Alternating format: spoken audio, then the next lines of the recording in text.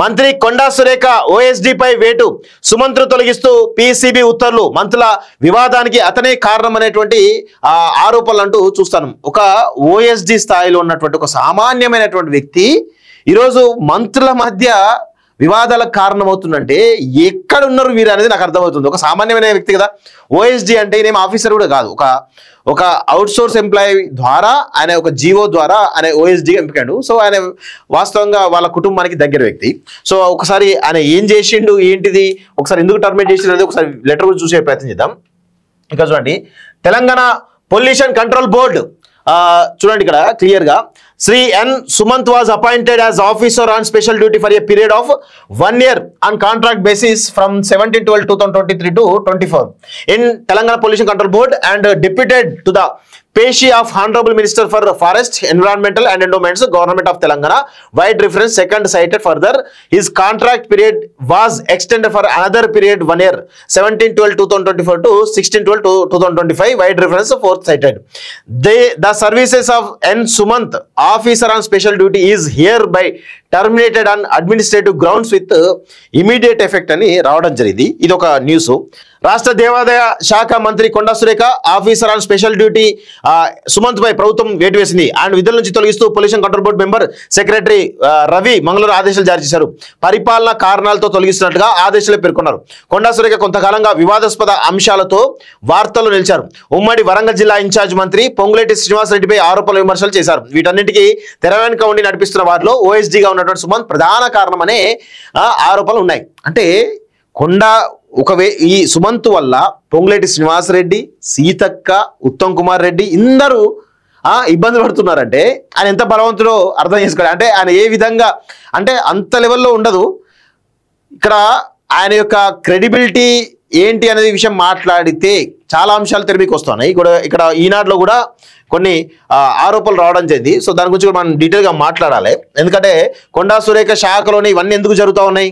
అటవీ పరివారణ దేవాదాయ శాఖ మంత్రి కొండా సురేఖ కార్యాలయంలో ఓఎస్డీగా పనిచేస్తున్నటువంటి సుమంత్ పై ప్రభుత్వం వేటు వేసింది. ఆయనపై పలు ఆరోపణలు వచ్చిన నేపథ్యంలో ఈ నిర్ణయం తీసుకున్నట్లు సమాచారం. డిప్యూటేషన్ పై మంత్రి కొండా సురేఖ వద్ద ఓఎస్డీగా పనిచేస్తున్నారు. ఈ ప్రభుత్వం ఏర్పడిన తర్వాత అటవీ పర్యావరణ శాఖ పర్యావరణ మంత్రి నుంచి వచ్చిన నోట్ ఆధారంగా 2024 ఫిబ్రవరిలో సుమంత్ను పీసీబీలో ఓఎస్డీగా నియమించినట్టుగా తెలుస్తా ఉంది. డిప్యూటేషన్ పై మంత్రి పేషీకి పంపారు. అప్పటి నుంచి అక్కడ ఓఎస్డీగా పనిచేస్తున్న ఆయనపై అనేక ఆరోపణలు వచ్చినట్టు తెలుస్తుంది. ప్రతి విషయంలోనూ జోక్యం చేసుకోవడం, అధికారులపై ఒత్తిడి తేవడం, కాలుష్యకారక పరిశ్రమల విషయంలో జోక్యం చేసుకోవడం సహా పెద్ద ఎత్తున ఫిర్యాదులు వచ్చినట్టు సమాచారం. కొందరు నేరుగా ముఖ్యమంత్రి కార్యాలయానికి కూడా ఫిర్యాదు చేసినట్టు తెలుస్తోంది. ఇటీవల మరింత తీవ్ర స్థాయిలో ఆరోపణలు రావడంతో ముఖ్యమంత్రి రేవంత్ రెడ్డి ఆగ్రహం వ్యక్తం చేసినట్టు సమాచారం. విచారణ జరిపి చర్యలు తీసుకోవాల్సిందిగా ప్రభుత్వ ప్రధాన కార్యదర్శి సంబంధిత అధికారులు ఆదేశించినట్టు తెలిసింది. నిఘా విభాగం కూడా సుమంత్ కార్యకలాపాల గురించి సవివరంగా వివరించినట్టు తెలుస్తోంది. ఈ నేపథ్యంలోనే ఆయన తొలగిస్తూ పీసీబీ కార్యదర్శి గుగులోత్ రవి మంగళవారం ఆదేశాలు జారీ చేశారు. ఇటీవల మేడారం జాతర పనుల విషయంలో ఉమ్మడి వరంగల్ ఇన్ఛార్జ్ మంత్రి పొంగులేటి శ్రీనివాసరెడ్డిపై మరో మంత్రి కొండా సురేఖ కాంగ్రెస్ అధ్యక్షుడు ఖర్గేకు ఫిర్యాదు చేసినట్టు తెలుస్తుంది. ఆమె పీఆర్ఓనే మీడియాకు ఓ నోట్ పంపారు. ఈ పనులకు సంబంధించి ఓఎస్డీ సుమంత్ నేరుగా ఇంజనీర్లతో మాట్లాడి ఒత్తిడి చేసినట్లు కూడా ప్రభుత్వ దృష్టికి వచ్చినట్టు తెలుస్తుంది. వీటన్నింటినీ ముఖ్యమంత్రి తీవ్రంగా పరిగణించినట్టు సమాచారం. ఇతర మంత్రుల పేషీలు, సెక్రటరీలను ఇలాంటి వారు ఉంటే ప్రత్యేక దృష్టి సారించాలని సీఎం ఆదేశించినట్టు తెలుస్తా ఉంది. సో ఇక్కడ ప్రధానంగా కొన్ని విషయాలు చెప్పాలి మిత్రులారా.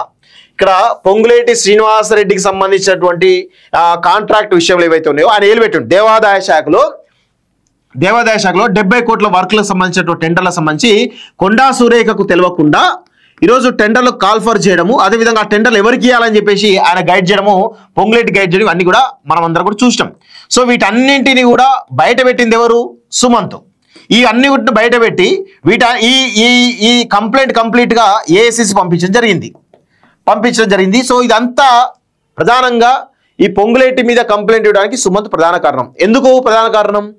ఈరోజు ఈ 70 కోట్ల వర్కులు కాదు, ఇంకా చాలా ఉన్నాయి పొంగులేటి కానీ. సో 70 కోట్ల వరకు అసలు ఆయన డిపార్ట్మెంట్ కాదు, ఆయన ఏం కాదు. సో దానికి సంబంధించిన వర్క్లు తన అనుయాయులకి ఇప్పించాలని చెప్పేసి ఒత్తిడి తీసుకొచ్చేసి అవి ఆల్రెడీ మంత్రికి తెలియకుండా చేయడం ద్వారా ఈరోజు మంత్రి ఏమన్నా ఆమె మహిళ కాబట్టి, ఆమె బీసీ పద్మశాలి మున్నూరు కాపు సంబంధించినటువంటి వ్యక్తి కాబట్టి ఏం బీకర్లే అని అనుకొని ఏదో ఇన్ఛార్జ్ మంత్రి కదా, నేను చెప్పిందే వేదం, నేనేం చేసి నడుస్తాయి కదా అని పొంగులేటి ఇష్టారీతిని వ్యవహరించిండు. దాన్ని ఎవరు ఎక్స్పోజ్ చేశారు? దాన్ని ఎవరు కేంద్రానికి ఏఐసిసికి ఎవరు కంప్లైంట్ చేశారు? ఆబ్వియస్గా సుమంత్ కంప్లైంట్ చేసి ఉండొచ్చు కదా. చేసిన దానికి మీరు చేసిన తప్పులేమో సరి ఉన్నాయి. ఇప్పుడు ఇదే మంత్రుల పేషీలో ఓఎస్డీ ఉన్నారు కదా, నేను బరాబర్ ఈ రాష్ట్ర ప్రభుత్వానికి పొగులే సవాల్ ఇస్తున్నాను. ఒక్కొక్క ఓఎస్డీకి ఎవరైతే కొంతమంది ఓఎస్డీలో పేర్లు చెప్తా ఒక్కొక్కరికి 100 కోట్ల రూపాయల ఆస్తులు ఉంటాయి. మరి వాళ్ళపై చర్య తీసుకుంటారా? ఏం ఆరోపణలు ఆయన మీద? ఆయన ఏమైనా అవినీతి ఆరోపణలు వచ్చినాయా సుమంత్ మీద? ఏం జరిగినాయి? బదిలీలు అయిపోయినాయి, డిప్యుటేషన్లలో ఇన్వాల్వ్ అయినంటే ఏం అయితే బదిలీల వాళ్ళ విషయంలో ట్రాన్స్ఫర్లు కానీ ఈ డిప్యుటేషన్లలో ఏమొస్తాయి? డబ్బులు ఏమొస్తాయి? మా అంటే ట్రాన్స్ఫర్కు ఒక 50 లక్షల రూపాయలు వస్తాయి కావచ్చు. ఇక దాన్ని మీరు అంత పెద్ద ప్రాజెక్ట్ చేస్తారా? అసలు మీరు కదా అసలు దొంగలు. పొంగులేటి శ్రీనివాసరెడ్డి కదా అసలు దొంగ. ఏం నేను ఫండింగ్ చేసినా, నేను ఇంత ఫండింగ్ చేసినా కాబట్టి నాకు అన్ని కాంట్రాక్ట్లు ఇవ్వాలి అని అన్నిట్లలో ఏలు పెట్టుకు కూర్చుంటావా? నీ డిపార్ట్మెంట్ ఏందో నువ్వు చేయి. నువ్వు ప్రజల సొమ్ముతోటే కదా నువ్వు బతుకుతున్నది. పొంగులేటి శ్రీనివాసరెడ్డి సిగ్గుండాలి కొంచెమైనా. ఒక మంత్రిగా ఉన్నప్పుడు ఒక మంచిగా బిహేవ్ చేయాలి. అబ్బో ఆయన యాక్టింగ్ మామూలు ఉండదు. పొంగులేటి శ్రీనివాసరెడ్డి యాక్టింగ్ సినిమా నటుడి కంటే కూడా అద్భుతంగా నటించగలుగుతాడు. ఇప్పుడు జాతీయ అవార్డు వచ్చింది కదా ఎవరికి, అల్లు అర్జున్కి ఎవరికి వచ్చింది కదా, ఆయన కంటే అద్భుతంగా నటించగలుగుతాడు. సెంటిమెంట్ రాగలరు. జూనియర్ ఎన్టీఆర్ కంటే సీనియర్ ఎన్టీఆర్ కంటే అద్భుతంగా నటించగల సామర్థ్యుడు. తెర ముందు ఒకలాగా నటిస్తాడు, తెర వెనుక ఇంకోలాగా ఉంటుంది ఆయన యొక్క వ్యవహారం. ఎందుకు? ఇవి ఎవరు రాగానే అన్నయ్య అక్కయ్య చెల్లెమ్మ అనుకుంటా దగ్గర తీసుకుంటా వాళ్ళకేంది ఈ జేబులోకి వెళ్ళి 1000 రూపాయలు, ఈ జేబులోకి వెళ్ళి 5000 రూపాయలు, వెనక్కి వెళ్ళి 10,000 రూపాయలు ఇట్లా ఇచ్చుకుంటా అందరినీ మేనేజ్ చేస్తూ ఉంటాడు. అట్లా ఉంటుంది ఆయన యొక్క వ్యవహార శైలి. ఎక్కడి డబ్బులు ఎక్కడి ఆయనకి? ప్రజల నుంచి దుబ్బి తిన్న డబ్బులే కదా, ఆయన కష్టపడి సంపాదించిన డబ్బులు ఏమన్నా? ఆయన చరిత్ర మొత్తం తీస్తే చంద్రబాబు నాయుడు హయాం 1998 2000 నుంచి తీస్తే అంత నీచమైన బతికే అనేది ఇప్పుడు మాట్లాడుతూ ఉన్నారు. అట్లా నీచమైన బతుకుల ద్వారా సంపాదించిన 100,000 కోట్ల రూపాయలు సంపాదించి రాజకీయాలు చేసి ప్రజలు మభ్యపెట్టి ఏదో చేద్దాం ప్లాన్లో ఉన్నారు వీళ్ళంతా. ఇట్లా ఉంటుంది వీళ్ళ యొక్క వ్యవహార శైలి. మీరు సహేతుకమైనటువంటి ఒక ఈ తప్పు చేసిండు అంటే బాగుంటుంది. ఆయన ఏం చేసిండు? వాస్తవంగా ఇప్పుడు 70 కోట్ల వరకు విషయంలో ఏం జరుగుతుందని చెప్పేసి అధికారులు నిలదీసిండు. తప్పేమున్నది? ఒక ఆయన వాళ్ళ డిపార్ట్మెంట్ సంబంధించి వాళ్ళ పేషీలో ఉన్నటువంటి దాంట్లో వాళ్ళకి తెలియకుండా 100% మీరు నోటిఫికేషన్ కానీ రిలీజ్ చేసినప్పుడు 100% వాళ్ళకు కన్సర్న్ ఉండాలి కదా. వాళ్ళకి తెలియకుండా ఎట్లా ఇస్తారు? అడుగుతాడు బరాబరి. తప్పేమున్నది? సో కొండా సురేఖ వేరే మంత్రి దగ్గర పోయినప్పుడు కానీ ఎక్కడికైనా పోయినప్పుడు కానీ నిర్ణయాల విషయంలో ఈయన కొన్ని సజెషన్స్ ఇస్తాడు మంత్రికి. ఇచ్చినప్పుడు దాని తప్పేముంటుంది? అది వాళ్ళు నొచ్చుకో అంటే ఈమె ఏంది అంటే ఇప్పుడు కొండా సురేఖ ఏంది? ఒక పప్పెట్ లాగా ఉండాలి. వాళ్ళు ఏది చెప్తే అది వినాలి. వాళ్ళకి ఎవరికి కాంట్రాక్ట్ చెప్తే వాళ్ళకి ఇవ్వాలి. ఆమెకి ఏం తెలియవద్దు. ఆమెకి ఏం చేస్తున్నారో డిపార్ట్మెంట్లో ఏం జరుగుతుందో తెలియవద్దు. ఒక రబ్బర్ స్టాంప్ లాగా ఉండాలి కొండా సురేఖ అని అట్లా చిత్రీకరించే ప్రయత్నం చేస్తున్నారు. దాన్ని అడ్డుకున్నది ఎవరు? సుమంత్. ఇది ఇట్లా కాదు, ఇట్లా చేయాలి, ఈ నిర్ణయాలు తీసుకుంటే బాగుంటుంది అనే కోణంలో సజెషన్స్ ఇచ్చుకుంటా అధికారులతో మాట్లాడే సందర్భాలు ఉన్నాయి. అని కొంచెం తెలివికాలాడు కాబట్టి చేసిండు. అది మీకు నచ్చలేదు. పొంగులేటి శ్రీనివాసరెడ్డికి ఈ ఆధిపత్యం నచ్చగా ఇది చేస్తా ఉన్నట్టు చాలా స్పష్టంగా అర్థమవుతుంది. పొంగులేటి శ్రీనివాసరెడ్డి కారణము ప్రధానంగా వరంగల్ జిల్లాలో ఇంకో మంత్రి ఉన్నారు సీతక్క. ఆబ్వియస్గా ఏంది ఇద్దరు స్త్రీల మధ్య ఎప్పుడు కూడా పొసగదు. ఒక ఊరిలో 2 కత్తులు దూరైనట్టు అక్కడ వరంగల్ జిల్లాలో 2 మహిళల మధ్య ఎప్పటికప్పుడు వాళ్ళ మధ్య జరుగుతూనే ఉంది కానీ ఎక్కడ తారస్థాయికి బయటికి రాలేదు. ఇప్పుడు అవకాశం వచ్చింది కదా సీతక్కకి. ఏం చేసింది? పొంగులేటి శ్రీనివాసరెడ్డితో చేతులు కలిపి ఇమీడియట్గా ఆమెపై చర్యలు తీసుకోవడానికి సుమంత్ని దాన్ని తీసే ప్రయత్నం చేసింది. దీనిలో ప్రధానంగా సురేఖ సీతక్క కూడా ప్రధానమైనటువంటి పాత్రనే. 100% సీతక్క కూడా ఇందులో ఉన్నది.